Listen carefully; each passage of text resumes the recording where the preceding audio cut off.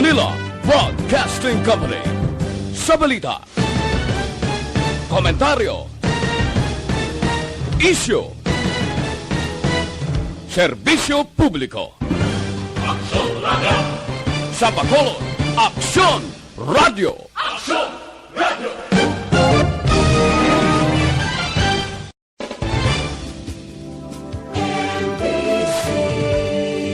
Manila Broadcasting Company. Sa balita, komentaryo, isyu, serbisyo publiko. Aksyon Radio! Sa Bacolod, Aksyon Balita Morning Edition. Finalist Best Newscast 25th Golden Dove Awards.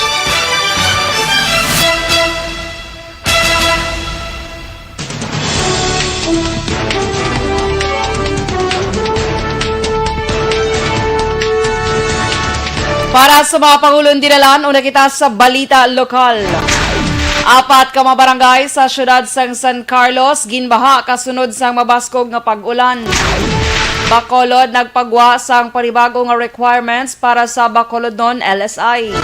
Balita national, 7 ka mataw patay matapos maghugpaas ang helicopter sang Air Force sa Bukidnon. Pag-train sang mas madamong nga vaccinators ginaduso ni Senator Gordon. Balita international, health chief ni Trump na si Alex Azar nag-resign na. Sa sports balita, Kyrie Irving ginpamulta sang $50,000 bangod sa paglapas sa health protocol.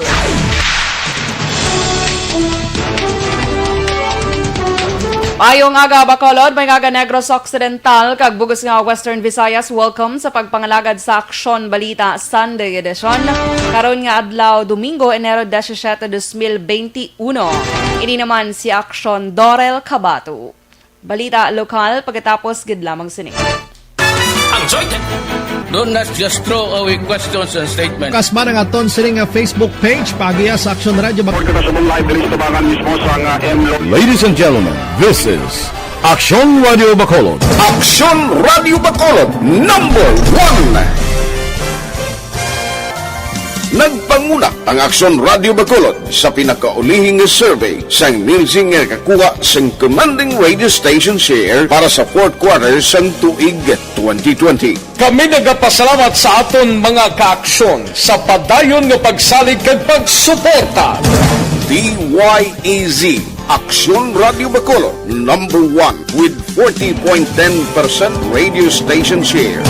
Number 2, Bombo Radio, 38.70%. Number 3, RMN Bacolod, 14.50%. Aksyon Radio Bacolod #1. During this crisis, the result of the survey proves that Aksyon Radio Bacolod serves the public best and will continue to give you the best broadcasting activities. Madamo nga salamat mga kaaksyon for making us #1. Aksyon Radio Bacolod #1.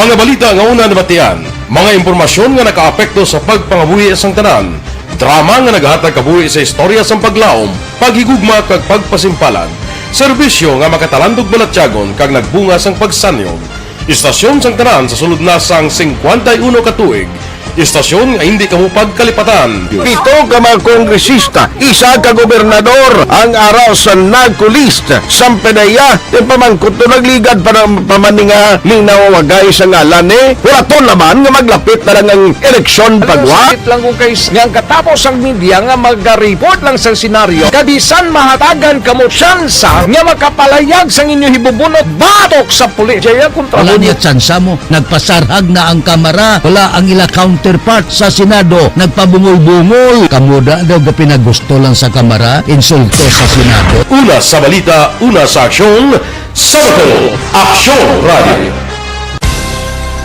Today, DOA is confirming that a 38-year-old female Chinese patient under investigation, or PUI, is positive for the novel coronavirus 2019 DAS-10-CoV. I issued an order to Executive Secretary Major Dia clearly laying down the responsibility. Balita Sunday Edition.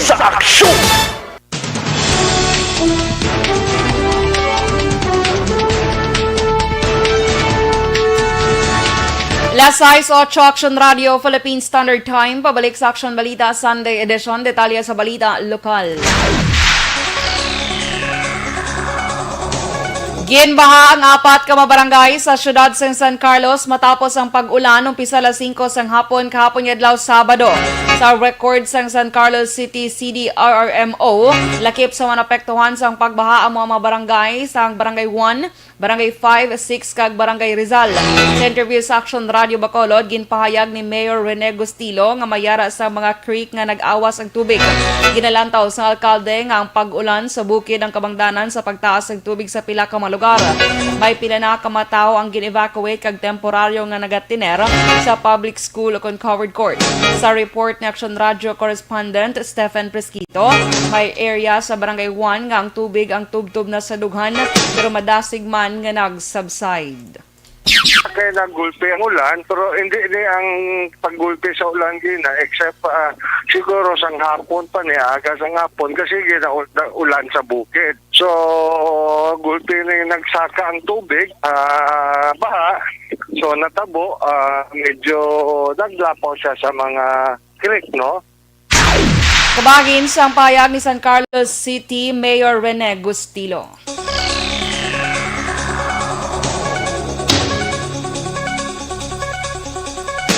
Nagpatuman sang panibagong requirements ang lokal nga panguluhan sa siyudad sang Bacolod base sa ginpagwa nga executive orders ang alkalde bilang travel guidelines sa mga locally stranded individual o kon LSI nga luyag magpauli sa siyudad. Sunod kay Councilor Cindy Rojas, ang chairman sa Committee on Returning Residents, obligado na ang mga LSI sa pagpresentar sang ilang negatibo nga resulta sang RT-PCR test gikan sa lugar nga ilagin halinan. Dugang pa ni Rojas ini nga swab test result ang hindi dapat nga magsobra sa 72 oras nga kalawigon umpisa nga ila na bato ng kopya gikan sa natungdan ni otoridad o kon laboratorio. Ginklaro man sa konsehal nga hindi na kinahanglanon pa sang mga LSI nga magpa-swab test sa ila pag-abot sa Bacolod, lakip na ang pagpaidalom sa mandatory quarantine sa pasilidad sang syudad apang ini sila ang obligado naman sa pag-obserbar sa napulo kadlaw nga home quarantine. Magluwas sini required man ng tagsa ka mga LSI sa pagparehistro sa backtrack system na ginapatuman sang syudad. May ara kita sa bagong guidelines which require kita sang RT-PCR test result nga negative para sa aton nga mga returning resident nga within 72 hours ang result. The new executive order will be disseminated to all the ports, airports, seaports. Kabahin sang pahayag ni Councilor Cindy Rojas.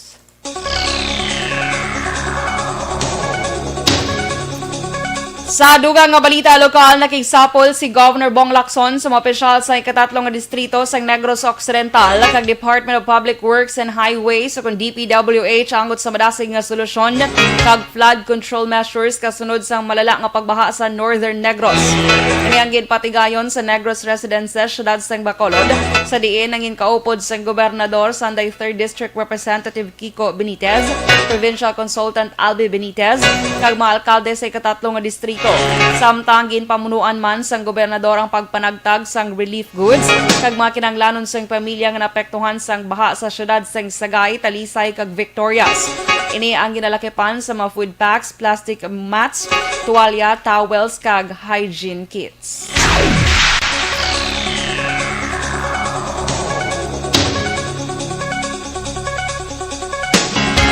Valor 3,544,000 ang cheque nga gin-turnover ni Negros Occidental Governor Bong Lacson sa Nabinay Agrarian Reform Cooperative nga nakabase sa Barangay Daga, Syudad Sengkari. Kamang una nga tranche sa pondo nga ginpain para sa Negros Native Chicken Breeding Production and Marketing Enterprise sa idalom sang Philippine Rural Development Project. Kini nga proyektong ang ginpondohan sang World Bank, Gobyerno Nasyonal kag Gobyerno Provincial ang magatutok sa breeding, fattening kag marketing sang native nga mga manok. Ang granted enterprise pagadumalahan sa project management team na ginabugusan sa mga miyembro halin sa lead proponent group na Binay Agrarian Reform Cooperative kag duwa ka mga cluster members ng San Juan Torrena Agrarian Reform Cooperative kag Mirasol Development Corporation Agrarian Reform Cooperative. Ang PRDP ang isa sa mga national projects sa idalom sa Department of Agriculture na nagatuyo sa pag-establisha sa moderno, value chain oriented kag climate resilient agriculture kag fisheries sector.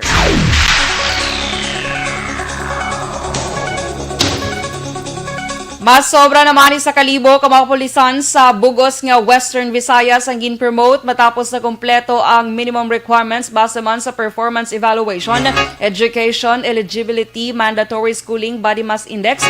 Nalakip na diri ang time and grade sa ilaranggo. Sunod kay Police Lieutenant Colonel Joe M. Malong, ang spokesperson sa PRO6 naglabot sa 1,439 ka mga commission kag non-commissioned police officers. Sa Police Regional Office 6 ang na-promote. 64 diri ang green-promote bilang police major, 11 ang police captain, 12 ang police lieutenant, samtang 1,352 naman ka mga non-commissioned officers ang gin-promote base sa ilang mga ranggo. Dugang panimalong nagpanginbulahan si Police Brigadier General Rolando Miranda, ang Regional Director sa PRO6 sa bago lamang na-promote ng mga pulis, dala ang paglaom nga makahatag pa sang dugang nga serbisyo kag sakripisyo para sa katawhayan kag kauswagan sa bugos nga Western Visayas.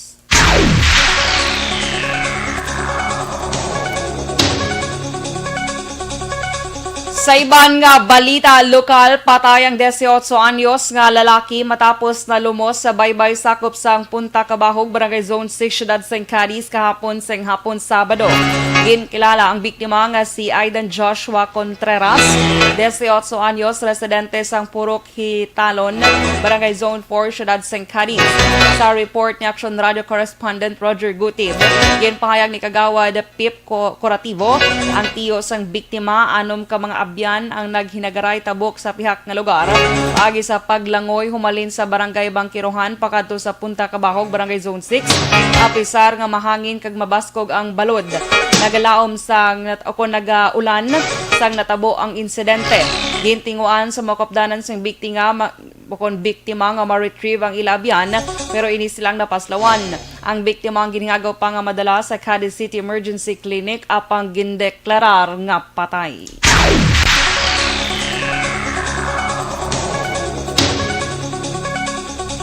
Kag sa katapusan nga balita lokal, masobra 300,000 ka pesos nga ginasuspetsuhan shabu ang na-recover sang katapos sang PDEA. Kag pulis sa bypass operation sa Barangay 6, Siyudad sang Kabankalan sang Biyernes nga adlaw. Ang mga suspect amusan day Jesse James Magaso, 34 anyos. Kag manghod sini nga si Jemon, 31 anyos, lunsay nagapuyo sa Rojas Street, Barangay 6 sa Muman nga syudad. Sunod kay PDEA Negros Occidental Head Nicolas Gomez, ang mga suspect ang ginakabig nga high value target bangod sa mga koneksyon sa mga iligalista. Dugang pa ni Gomez, madugay na nga ginamonitor sang PDEA ang mag-utod matapos nakalabot sa otoridad nga hindi lamang illegal nga droga ang ila ginabaliga, kundi ginahimo man nga drug den ang ila purian. Na-recover sa mga suspect ang 55 gramos ang ginasuspetsuhan shabu na nagabalor sang 334,000 ka pesos. Ang mag-utod nga Magaso ang yara karon sa kustodiya sa Kabankalan City Police Station.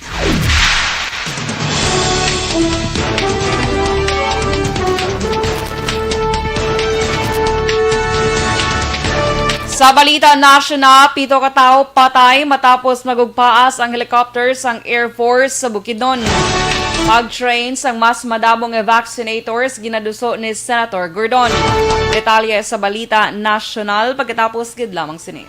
Ang balitang ito ay hatid. Alright, good morning mga ka-aksyon. Kamusta ka mo? Happy Sunday everyone. Blessed and happy Sunday. Sa mga ka-aksyon ta nga nagaupod sa aton subong nga aga, good morning gid. Pinakauna gid si Ante Jenilaida Leharso. Ante Aida, musta diha sa Mindanao? I hope okay ra mo. And next, si Sir Alex Monteza, good morning. Robert Troma, good morning man, sir. Yes, blessed Sunday, Sir Alex. Joy Patdinglas, good morning. Manjo Arnejo, happy Sunday. John Carlo Medalla, good morning, Aksyon Radio, the best radio sa Pilipinas. Wow, thank you, sir. Kay Athea Kim Iriman, good morning, Aksyon Dorel, watching Facebook Live from Mursha. Keep safe and God bless us all. Keep safe, Athea. Kay Carlo Abeto, good morning. Happy Sunday. Advance happy birthday kay Guillermo Clarito. Halin kay Alex Monteza. Leia Cordova, watching from Manila. Good morning. Sir Alex Fuentes, good morning. Aksyon Balita Sunday edition. Be safe. Be safe man, sir. Thank you. Kay Mayjoy Husayan, good morning. Robert Roma, Aksyon Dorel, good morning. Monitor lang kami, di greet lang. Kay Ping Ping sa Kapihan from Isabela. Uy, mayong aga, tanan nga taga, ganit naman, Banwas ang Isabela. Happy Sunday, everyone. Kay Christine Menyes Villalobos, good morning, Aksyon Dorel. Good morning man sa Energy Fans Club. Have a blessed and rainy Sunday, everyone. Keep safe always, mga ka-aksyon. Yes, keep safe, Ged. Kaya Noel Amar, good morning, Sir Noel. Rosalina Arellano Espadero, mayong aga. Gracia Hareta Horvidalia, good morning, ma'am. Blessed Sunday. Dra sa ilan ni Sir Robert Roma, kuno sa Isabela, wala man untat ulan. Tika may may low pressure area, subong. Pero ara siya actually sa Davao City. Siyempre, affected man tadi once magsulod sa Philippines, no? Kaya Michael June P. Season, good morning. Yes. Okay na kita? Or wala pa? Okay, sir. Sir Michael June Season, good morning. Ginagreet niya lang si Othello Dizon, Kimberly Navarro, dra sa Santa Rosa, Laguna. Monitor from Metro Villa Subdivision, Valenzuela City. Sige, standby for Balita National.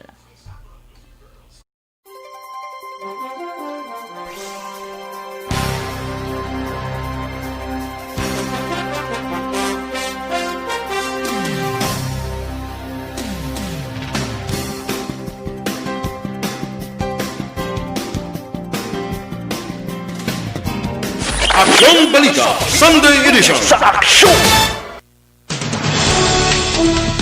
Las 6:20 Aksyon Radio Philippine Standard Time. Pabalik sa Aksyon Balita Sunday Edition. Detalye na sa Balita National.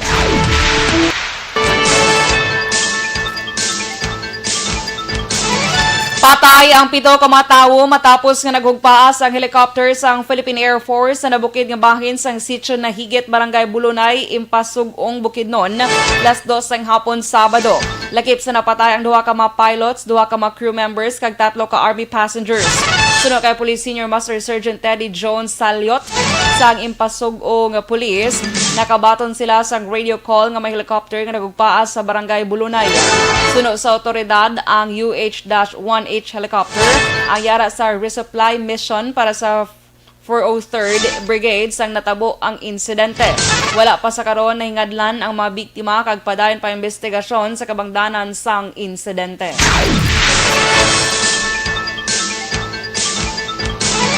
Ginaduso ni Senator Richard Gordon nga ipaydalom sa training ang mas madamo nga Pinoy para mangin vaccinator sa pagpatuman sa vaccination program sa pungsod Pilipinas.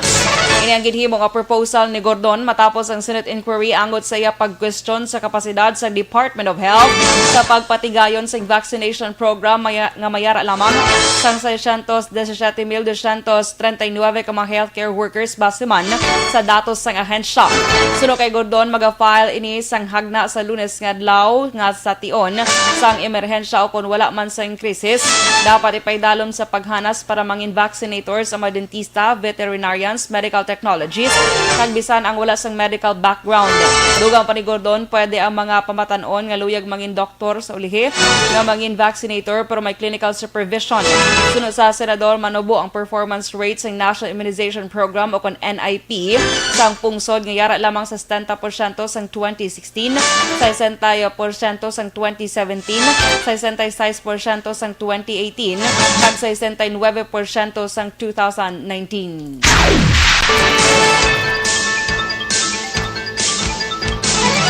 Liwat nga magakuha ang DILG sa kaping 15,000 ka mga contact tracers sa paday nga pag-away kontra COVID-19. Sa isa ka statement ginpahayag sa ahensya ang liwat nga pagkuha o ang liwat nga makuha sa programa ang magatrabaho sa kapin-anom ka bulan. Ini matapos na ginaprobahan sa Department of Budget and Management ang 1.9 bilyones pesos nga pondo para sa contact tracers subong 2021. Sunod sa ahensya, samtang nagamayo ang sitwasyon sa Pilipinas, dapat masustener ang contact tracing efforts labi na sa pagsulod sa UK variant sa Pilipinas. Sunod kay DILG Undersecretary Jonathan Malaya, luyag sang departamento nga mag-rehire ang tanan o kung ma-rehire ang tanan nga 50,000 ka mga contact tracers nagligad nga tuig pero limitado lamang sa karon ang pondo.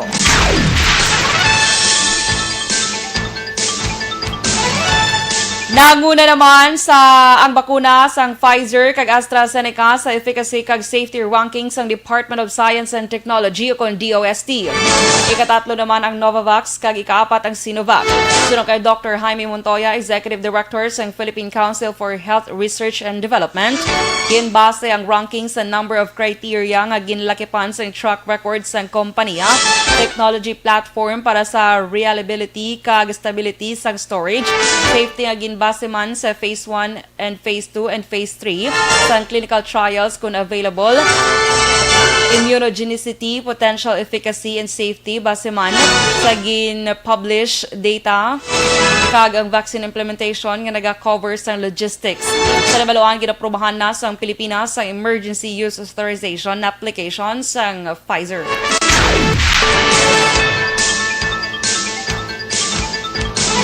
Sa dugang nga balita nasyonal, nanawagan naman ang Commission on Human Rights sa Gobyerno Nasyonal nga siguraduhon nga patas ang pagpanagtag kag access sa COVID-19 vaccines.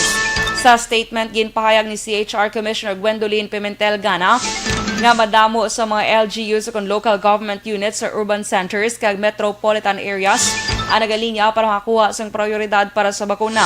Sunod kay Gana, responsibilidad sa gobyerno nga siguraduhon nga ang bakuna ang accessible sa tanan nga Pinoy sa urban cities man kag sa madamo nga o kon madlayo nga lugar nga mayara sa clustering ang kaso. Ginpatahag ni Gana nga ang bakuna nga mahatag sa tao sa Metro Manila ang dapat mahatag man sa tao nga yara sa Sulu. Sa rebaluan nga padayon nga naganegosyar ang gobyerno sa mga nagahimo sa bakuna kaangay sang US drug maker nga Novavax kag British-Swedish pharmaceutical firm nga AstraZeneca.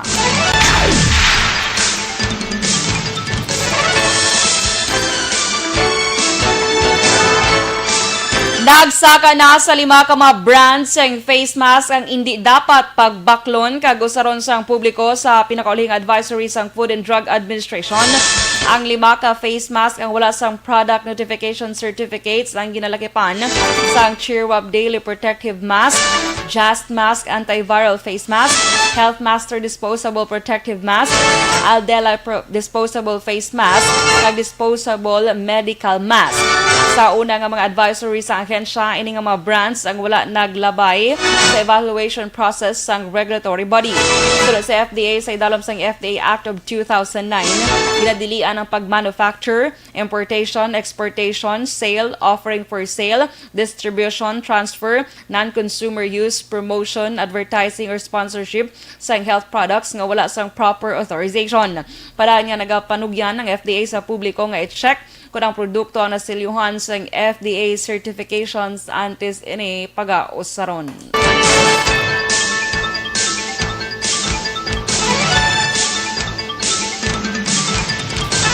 Kag sa katapusan nga balita national, ginlakip na sa listahan sa United Arab Emirates ug UAE kag Hungary sa sakop sang travel restrictions bungod sa pamahog sang bagong variant sang COVID-19. Sunod kay Presidential Spokesman Harry Roque, i-implementar ang travel restrictions sa duha ka pungsod umpisa Enero 17 tubtub 31.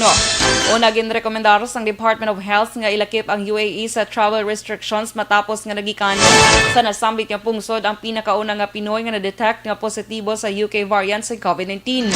Ginsaad sa guidelines nga required ang mga dumuluong nga nag-abot sa pungsod sa Enero 17 sa pagpaidalom sa facility-based 14-day quarantine bisan nga may negatibo nga RT-PCR test results. Dugang patugutan nga makasulod sa Pilipinas sa mga Pinoy apang kinahanglan nga magpaidalom sa screening para sa COVID-19 kag 14-day facility-based quarantine.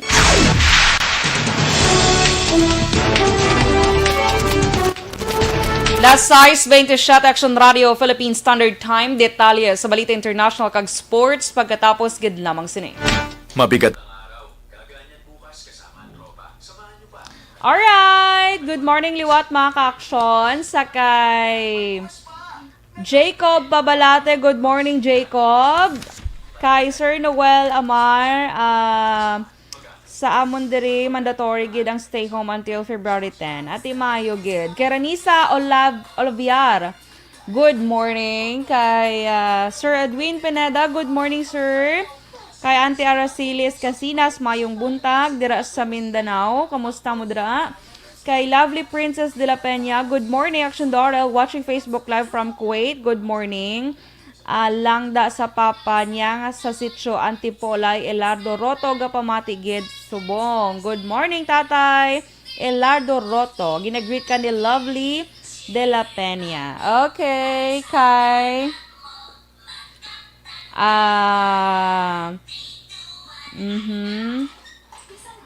Manilin Joy Robles Bicayo, good morning dra sa may Lokotan, Kabankalan.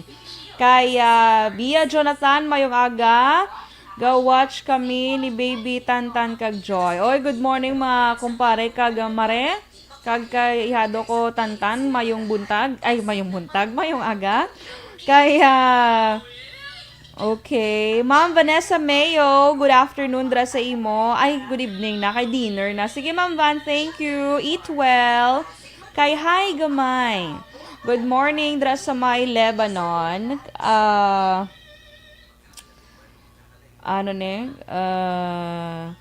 Every Sunday, Sir Noel Amar. Kinamangkot Sir Noel Amar, nga wala si Sir Boy. Ako lang gidya every Sunday sa Ganewscast. Pero by February, ma-back to na kami normal duty. So, si Action Eden na din sa Action Brian, ang mapungko. Liwat! Kaya every Sunday day off ko na. Okay, standby for Balita International kag Sports.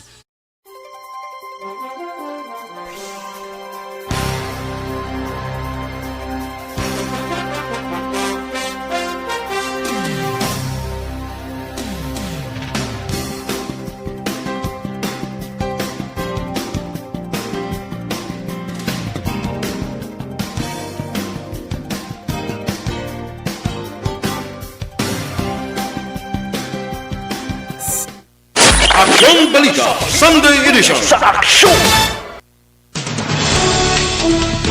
Last size 30 Action Radio Philippine Standard Time. Pabalik sa Action Balita Sunday Edition. Detalye sa Balita International.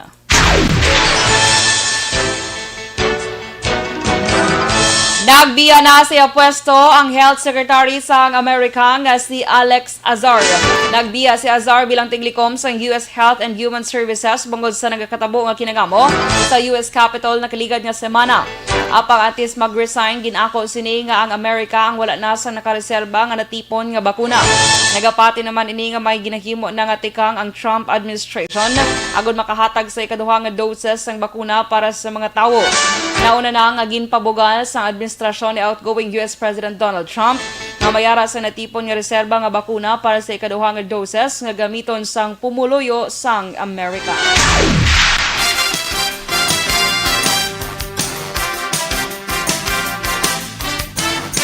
Kag sa naman nga sports balita, ginpatungan sa NBA sang $50 mil o kon 2.4 milyones pesos si Brooklyn Nets superstar Kyrie Irving bawod sa paglapas sa health and safety protocols sang liga. Sudo sa NBA, ini ang bangod sa pagtambong ni Irving sa ginalagar family birthday party karon nga bulan nga wala nagasuksok sang face mask. Magluwas diri ginpayagman sang liga nga i-forfeit man ni Irving ang masobra 800 milyones o kon $800 mil. Sili nga suweldo sa duha ka hampang nga wala sini natambungan na kaligad nga semana. Una diri 5 ka games na nga hindi makita na 28 anyos nga player sa wala may baluan nga rason. Ginalao man naman nga makabalik si Irving sining adlaw Domingo oras sa Pilipinas sa hampang batok sa net sa Orlando Magic matapos makompleto ang 5 ka adlaw nga quarantine kun padayon ini nga magnegatibo sa COVID-19.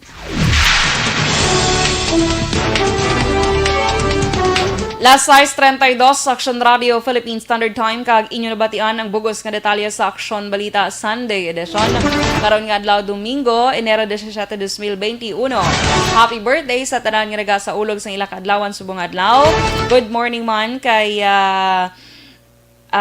Uncle and Auntie Duduy Drizada dra sa may Mindanao. Damos nagapamati sa akon nga taga Kasimanwa ko sa una sa Mindanao ba? North Cotabato. Kaya Merly Magallanes, good morning man. Kay Franz Espende Arancilio, Rodeline Bayabado, Eliza Morden, Ma'am Charlotte Dilitina, kay Glacia Avla, Stephen Aligre, Ma'am Cory Vidaha, kay Al-O, Victoria Santana. Okay, sige. Madamo gid niya salamat mga ka-aksyon. Okay, damo nagasulod si Angelica Angel ni ambot ano ning iyagin pang sila saya ni guro nga ano ni guro iya nga Bitcoin ni guro. Anyway, thank you so much mga ka-aksyon sa mga nagaupod gid sa akon subong nga aga. Madamo gid niya salamat. Ini naman sa Aksyon Dorel Cabatu, una sa balita ng sa Aksyon sa Bacolod Aksyon Radio.